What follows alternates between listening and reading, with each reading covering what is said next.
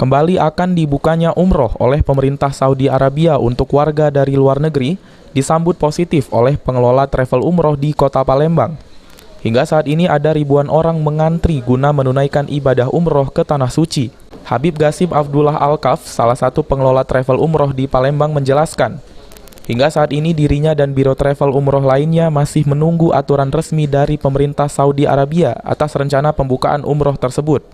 Namun demikian, travel umroh sudah mulai melakukan persiapan guna melakukan ibadah umroh selama pandemi COVID-19 ini.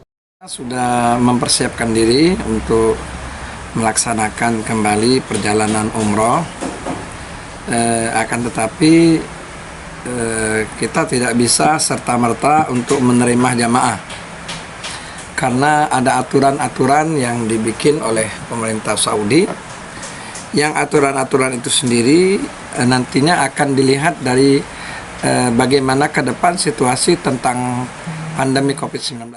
Selain menunggu aturan resmi dari pihak pemerintah Saudi Arabia, pengelola travel umroh juga menanti sosialisasi langsung dari pihak Kementerian Agama. Firman Hidayat, PAL TV.